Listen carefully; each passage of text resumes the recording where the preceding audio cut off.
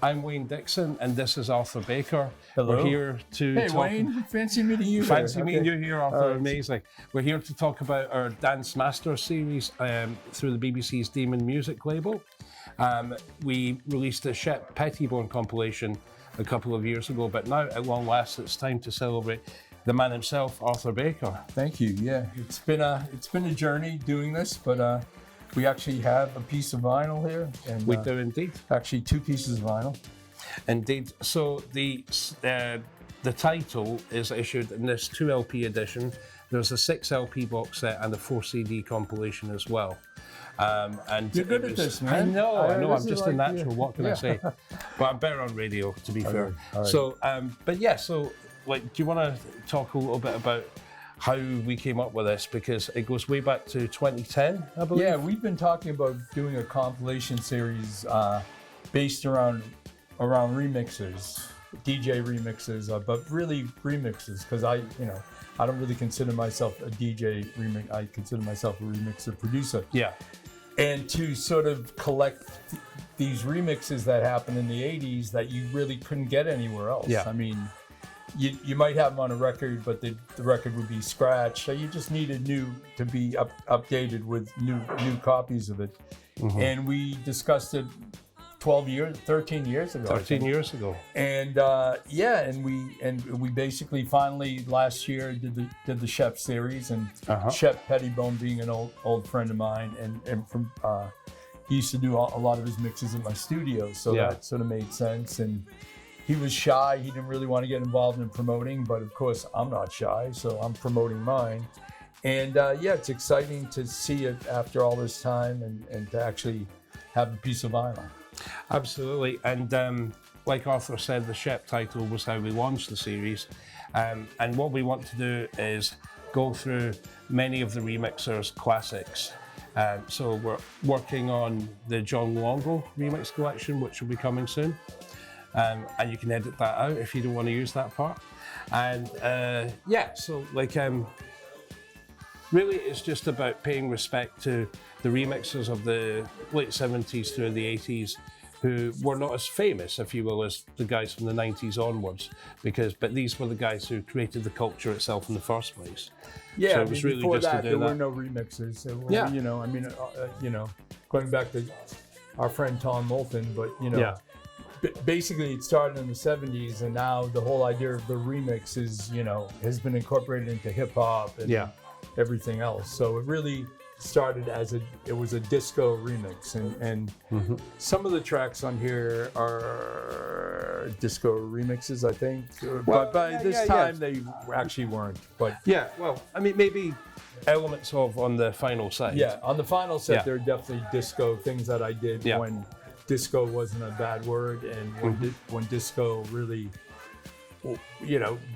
disco created everything else after that. Be it hip hop, be it house, it all came from disco. So It did indeed. Yeah. And so, really, but a good thing to point out really would also be the eclectic nature of the music on these collections, because of course, you guys were given all sorts of music to sort of prepare for the dance market of the time. So although obviously disco had started with its R&B roots, etc., by this point in the 80s, all sorts of things. I mean, just looking at the track listing on the double LP version, it Hall & Oates, Robbie Neville, Colorfield, but Fleetwood Mac and rock group. There's a lot of pop here, but Artists United Against Apartheid was pretty much a rock record. Yeah. So it was at a time where record labels would they saw the benefit of these remixes to spread the record across multi genres in a way, and the club being something that was really important at the time. And after the crash of disco in the late 70s, it sort of revived again in the early 80s, and it was really for me it was a prime time to start doing a lot of remixes from for me 83 through the 80s, or when I did the majority of my own remixes, where I was getting paid by record labels to do remixes. and I got that position by having hit records that I produced myself, and then through that, people came to me. Like, I mean, the first remix I did that I did for a major label was Cyndi Lauper, Girls Just Want to Have Fun, which is on the series. And basically through that, the A&R guy who did Bob Dylan and also who did Bruce Springsteen, they both said, we want you to work on these records. And then at the same time, Hall & Oates. And those were all 83, 84. Those remixes were 83 and 84. Yeah, and actually it'd be kind of interesting to sort of compare in a sense. Let's talk about IOU by Freeze first of all. Well, IOU by Freeze was a production that I did in 83. And, you know, I was working with an English group, Freeze, and they came to New York and tracked me down and wanted me to produce their album. And we made an album that was more jazz funk than, you know, with the New York slang, but more jazz funk. And then the last song of the album, I realized we didn't have a hit, and I knew we had a good album, and then I just injected that electro thing into it, and then that obviously was a hit. And unfortunately, we had nothing to follow it up. Yeah. So, but IOU was a very important record for me because it was my first big pop hit in Europe for sure. Yeah. And then it just was something I had written and produced and the whole thing. So. Well, I wanted to also sort of talk about Fleetwood Mac Big Love. Yeah. Because of course there was something unique about that at the time. Well, Fleetwood Mac, Michael Austin, who was the head of A&R at Warner's, he had seen me on TV on the Tube here, talking to Paula Yates about Living in a Box, which was a record I had mixed around 87, right? Yep. And he heard me being interviewed, and I was very confident about the record. I said, it's going to be a hit. It's a new group, going to be a big hit. That's on the series also. And basically, he called me like a few weeks later and said, listen, I heard what you said about that record, and I saw that it did really well. So I'd love for you to come in and see me. I want to play you something.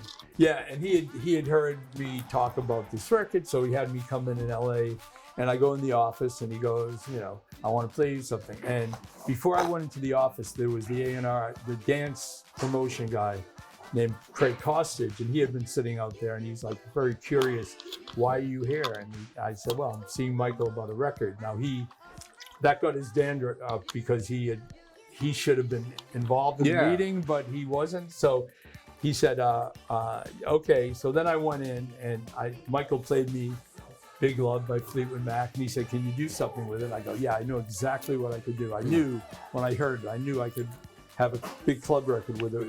It went number one in the club chart finally. And when I came out, Craig said, what did he play you? I said, Fleetwood Mac. He goes, that's not a dance record. I said, trust me, it'll be a number one dance record, which I think it went to number one or top 10 or whatever. So that was, to me, that record's the first house remix of a rock record, because it was definitely a house remix, but it was the first time anyone had taken a rock track and put a house piano and a house bass line and all that. So I think it was a really important one that, I mean, people love the remix, don't get me wrong, but I think historically it's sort of important because I could say it's the first house remix of a rock record. Yeah, no, definitely. For whatever that's worth. I mean, but it did happen that way. Well, I think it's worth a lot because, of course, by the time we get to the 90s, all sort of pop and rock records that were being released, we're getting all sorts of dance style remixes. But really, I think that is the moment where you I think, you know, before that I had done other ones with rock acts that, you know, be it the Stones or be it Springsteen. But this was the one that actually, I would put a new bass line in or new percussion, but this, putting keyboards on it and sort of changing the vibe through that made it different than what had come before. Okay. You know? Well, another thing I wanted to ask you about is just, like, the fact is that there's a lot of hunger for this series. People have responded really well to it. How does it make you feel to know that there's still so much interest in the remixes that you've done and the other people like Shep and John Longo, John Morales, that you know, there's still such a market for people collecting these mixes. Well, I think just the fact that you could hear, I'm not saying all of them in clubs to this day, but a lot of old records get played in clubs to this day, whether it's, I mean, there's a big disco scene, obviously, it's huge. And I think old school house and remixes and rock remixes, I think there's, you know, people, whether they're sampling them or if they're playing the originals or re-editing them, it's still, there's definitely a hunger for it, you know, and it's good to sort of compile it in one place where you can, you know, go, this is what I did at that time. Yeah. And it's very precise, and, you know, I think it's cool to have a compilation like this, and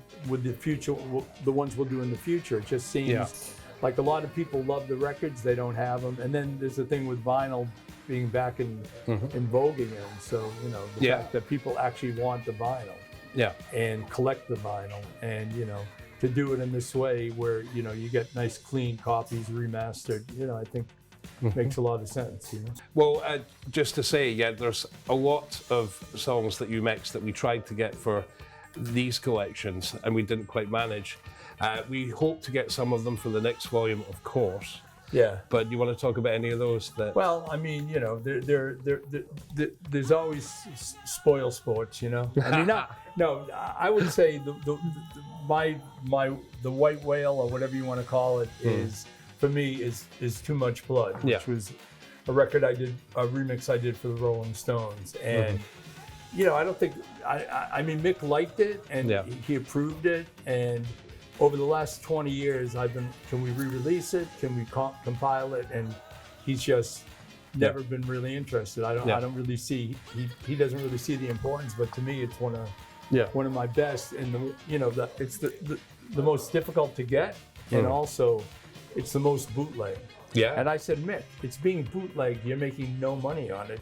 If you let us put it on the compilation, you'll make something. Yeah. You know, it's just, and then, you know, then there's the 3 Springsteen mixes, which the thing with Springsteen is his manager told me an amazing story about Dancing in the Dark, but which you'll have to read my book to get that story. Yeah. But it's literally, it was really important to the success of the entire Born in the USA project, that remix. Yeah. And, you know, but they sold the catalog. Yeah. To Sony, so Sony own it. They have no say over what happens with it, which is insane to think, but they don't. But he said he'd love to see it on our compilation, so maybe that'll help. But, you know, there weren't many. I mean, literally most of the ones we wanted are on here. You know, like the Blind, Talking Heads, and they're obscure ones. Like Blind, you know, wasn't a big hit, but it's a really great remix that stands the test of time now. When you play it, it just got that African vibe. But it's like Afro house. It works really well for now. And of course, Pet Shop Boys. And the Pet Shop Boys, and we got that. And then, you know, when we do the second series, there are a lot of follow-ups, like Fleetwood Mac. I did another remix for them. Yeah. Cindy, I did. So a lot of the Hall and Oates. I did a lot of multi remixes for acts because they like the first mix, and I get the second mix. But I'm going to ask you something else that I've never asked you actually. Yeah. Is there a mix that you've done that you don't like listening to, that you think, oh, if only I could go back and do that one again? Is there anything like that? Nearly all of them. Literally. You hear mistakes. I mean, there's no, I'm trying to think if there's any bad edits. There's like one edit there's an edit in Planet Rock that literally, I was like, at the time I remember thinking, oh, I wish we could have done something more to make it, you know, no one's ever complained about it, you know? But, you know, others, it's usually sound, or either I was on too much substances at the time and there's not enough low end, or what, you know, I mean, there's always, I'm not 100%. I'd say maybe, what am I 100% happy on? Are there any mixes? Probably Out of Touch. Yeah. It's a pretty much perfect remix. Yes. I think that's a perfect remix. And it's the first one on the 2LP, record one. You know, you got that, you nailed that, right? And Living in a Box, I think that was very good too. Yeah, no, definitely. Okay. Well, no, that's interesting to hear that, because I think that people don't often understand that when you're a remixer, you're an artist yourself, and so like you view that art in the same way that a songwriter would, in the sense that you're constantly reevaluating your work every time you have to listen to it. So I think it's really. Well, I mean, yeah. I mean, I don't sit home listening to my own remixes. You don't. But I play them out a lot. Yeah. So when I play them out, if I wasn't happy with it, it's like, I would have loved to do re-edits on some, I could always do re-edits of the remixes, but, that could be another. And just in case there are any opportunities up ahead, I should probably ask you, of the stuff from the late 70s through the 80s, were there any artists or records in particular that you really wished you could have done a remix of that you didn't get to do? Well, there's one I missed that literally, there are a few, but the one that I'll never forget, I was offered Shout by Tears for Fears. Wow. And I thought, it's too slow. I don't know what I could do with it, because at the time you couldn't pitch them up or anything. And Steve Thompson and Michael Barbier did that. And obviously that was a huge remix. And I remember I have the cassette. I save everything, so I have the cassette that they sent me. Sure. Then I have the demo of What's Love Got to Do with It, the song demo before Tina Turner did it. Yeah. They sent it to me for something I was working on, and I passed on that too. So. Well, I mean, I remember Donna Summer saying that she had that sitting there for 2 years as well and never did it. But I think with something like that, it becomes the record that is supposed to, when the right person gets it, and that was undoubtedly Tina. Right. Yeah. But so there's nothing in particular that you would like to remix now that you've not got to do before. Maybe something you any song in the world? Any song from the 80s, that you think, I'd love to have got my hands on that. That will take a longer think than I have right now. Okay. I'm trying to think if there's anything like, I wouldn't. There are a bunch of Hall & Oates records I'd love to remix, like even Private Eyes or Kiss on Your Lips, all those, because they have great synth parts and you could put new drums, and I mean, there's a bunch. But Okay, so Arthur Baker presents Dance Masters. Arthur Baker. It's out this month on Demon Music, and enjoy it. It's fantastic. Don't you think? Thank you.